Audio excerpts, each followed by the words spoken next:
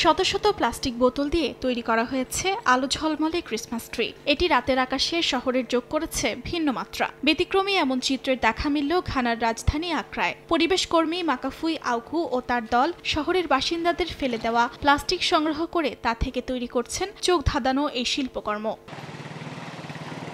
বোতলে ছিদ্র করে রশির মাধ্যমে ধাতব ফ্রেমে বাঁধা হয়। এরপর বিশেষভাবে প্রোগ্রাম লাইট বসানো হয়, স্থাপন করা হয় শহরের বিভিন্ন খোলা জায়গায়। ক্রিসমাস ট্রির এমন অভিনব নকশা মুগ্ধ করেছে স্থানীয়দের। পরিবেশ বান্ধব এমন উদ্যোগ নেয় শিল্পীদের সাধুবাদ জানান তারা। 2017 সাল থেকে আক্রার বিভিন্ন রাস্তা থেকে প্লাস্টিকের বোতল সংগ্রহ করে তা শিল্পকর্মে রূপান্তরিত করছেন আউকু। এটা সত্যিই দারুণ, কারণ প্রথমে মনে হয়েছিল এভাবে করলে দেশে তো অনেক আবর্জনা তৈরি হবে, কিন্তু যখন প্রথমবার নিজের চোখে দেখলাম পুরোটা আমাকে একেবারে বিভ্রান্ত করে দেয়। কেননা এমন কিছু আমি আগে কখনো দেখিনি। ভাবতেই পারিনি প্লাস্টিকের বোতল দিয়ে ক্রিসমাস ট্রি বানানো যায়, আর সেটাও আবার এত সুন্দর করে।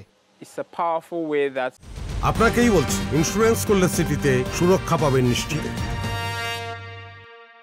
শিল্পী আউকু আরও জানান, নিজে অ্যাজমা ও অ্যালার্জির সমস্যায় ভোগার কারণে প্লাস্টিক পরিবেশে ফেলার পরিবর্তে কাজে লাগানো তার কাছে গুরুত্বপূর্ণ।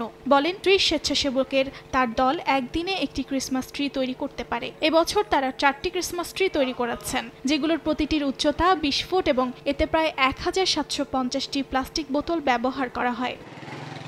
অর্জিতা শাহজিন, সময় সংবাদ।